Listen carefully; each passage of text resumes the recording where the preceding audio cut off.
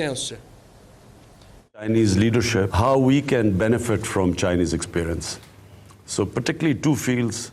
One is, of course, corruption, because fighting corruption is an expertise which we are still struggling to have. I mean, there's low crime, which is easy, but then there is white-collar crime, which needs speciality, it needs expertise, which we are struggling in Pakistan. Since President Xi came to power, 4 or 5 years, China has over 400 big name, powerful people have been convicted of corruption. So we are struggling in that area.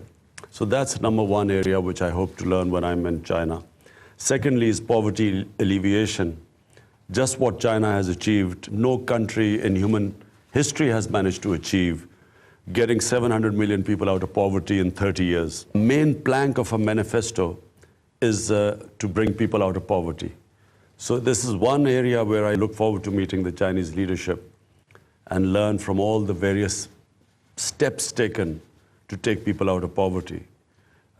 Clearly, it's just not one step, it's a series of steps taken which has made China achieve this incredible feat which no nation has ever achieved. And then the other things, urban development, pollution, so many things which we face right now, which China faced and overcame. Areas in agriculture, China has progressed very fast, and we can learn from the Chinese experience, raise our yields, help our farmers. One of the reasons how you can remove poverty is removing rural poverty, which is on making the small farmer make money by higher yields and so on.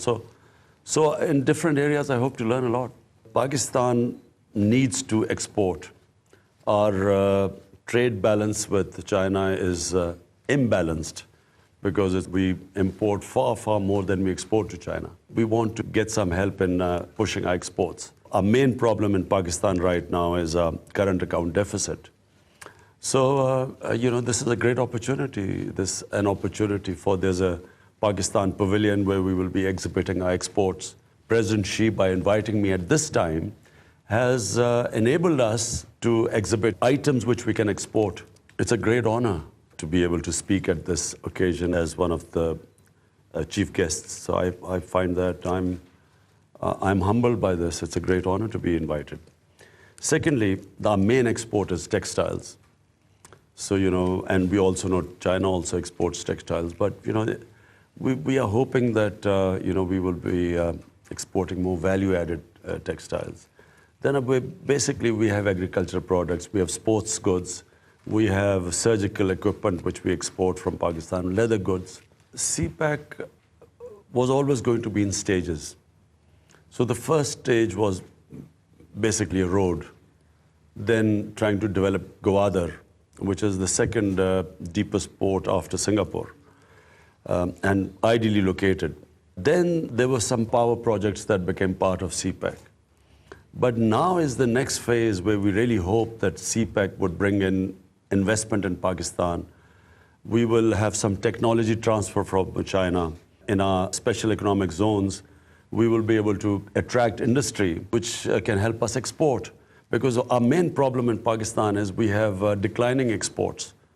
And we really need to push our exports so that our current account deficit can be balanced. The next phases of CPEC will now be these industrial zones and in the industrial zones investment.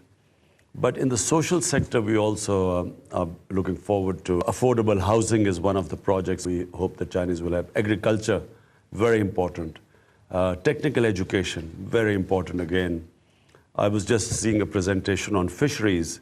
China is way ahead of any other country in fisheries, and we have done almost no work in this area. And Pakistan has tremendous potential in fisheries because we have a 700-kilometer coastline, which has not been utilized. And then urban waters, where there's no new thing that has come up, is caged fishing, which China is probably the leading country in that.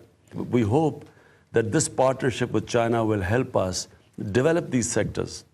The economic challenge we faced, the biggest challenge was current account deficit, a declining foreign exchange reserves, and the fear was that we would not be able to meet our either import obligations or service our debts. Hence, the immediate thing was to redress this balance.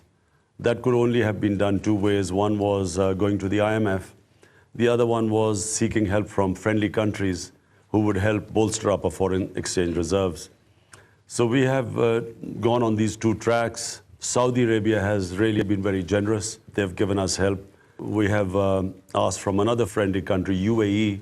We've asked help from them and hope to get some good news there. And again, with China, we hope that this trip will help us. Even when we go to the IMF, we will not be demanding that much loan from that, which might bring in conditionalities, which will be tough for our people. Because traditionally, IMF conditionalities put in a lot of burden on the common man, inflation, and then they squeeze the economy, the growth rate goes down, there's unemployment. And already the people are suffering in Pakistan. So the last thing we want is to put more burden on them. So our strategy is very straightforward, that we hope that even if we do go to the IMF, we do not take such a big loan, which then don't bring such strong, stringent IMF conditionalities, which will put burden on our people. That's our strategy, really. It's true, there are countries now scared of China's success. China's exports are growing at an alarming rate for some countries, and therefore you are seeing barriers being put in the way of Chinese exports. So we can see that trend. If you stop globalization, actually the world trade contracts after that. Globalization with certain checks and balance is healthy for world trade. And if for some reason the global trade is prohibited or impediments are put in the way, then the whole world suffers because the world trade contracts. I'm all for globalization, but I also do believe that in Pakistan, I'm strictly speaking about Pakistan, because we have had very poor governance, at the moment we are struggling to compete, our exports are struggling to compete. But we do believe that the steps we have taken, the reform program, which we have implemented in Pakistan, it's a very tough reform program which we have implemented for strengthening our institutions and improving our governance system. And once our governance system improves and the cost of doing business in Pakistan goes down, we will then be able to compete in world trade. We have struggled right now, and when a country struggles, that's when it needs help. So it needs certain help. The industries need help to stand on their feet. And once they get going, and I think China is an example of that country, because first your economy was closed, but as you open up, your industries competed with the world, and as we all know, Chinese are exporting more than any other country. So one of the reasons, of course, also is to learn from the Chinese experience, how we can improve ourselves and how improve our trade balance, how exports can compete. The Chinese development model is unique. The Western models were driven by the private sector. So it was the private sector, which the United States, it was driven by very powerful players in the private industry. And Europe also, there were big players in them. But Chinese model has been driven by the government and government-led development, which is unique. So वज़ीर आज़म इमरान खान गुफ्तगू कर रहे थे। इससे पहले वज़ीर आज़म की ज़ेर सदारत वफाकी काबीना का इजलास हुआ, जहाँ पर वज़ीर मुमलिकत बराए दाखिला शहरियार आफरीदी ने अमन व अमान की सूरत हाल पर ब्रीफिंग दी। इस इजलास के दौरान वज़ीर आज़म ने कहा कि किसी को कानून हाथ में लेने की इजाज़त नहीं देंगे और सुप्रीम कोर्ट के फैसले पर होने वाला एहतजाज बिला जवाज़ है। ये भी कहा वज़ीर आज़म ने कि हुकूमत अवाम के जानो माल के तहफ़्फ़ुज़ को यकीनी बनाएगी। इस्लाम सड़कें बंद करने और अवाम को तकलीफ देने की इजाज़त नहीं देता। वज़ीर आज़म इमरान खान की ज़ेर सदारत वफाकी काबीना का इजलास हुआ। वज़ीर मुमलिकत शहरियार आफरीदी की अमन अमान की सूरत हाल पर ब्रीफिंग। वज़ीर आज़म ने कहा कि किसी को कानून हाथ में लेने की इजाज़त नहीं देंगे। खबरें अभी और भी हैं, शामिल करेंगे ब्रेक के बाद। आप हमारे साथ रहिए।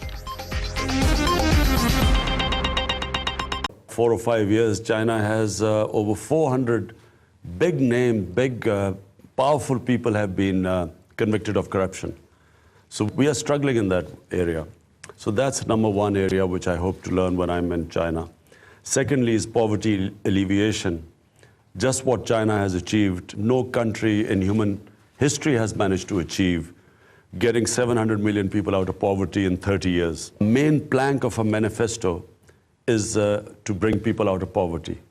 So this is one area where I look forward to meeting the Chinese leadership and learn from all the various steps taken to take people out of poverty. Clearly, it's just not one step, it's a series of steps taken.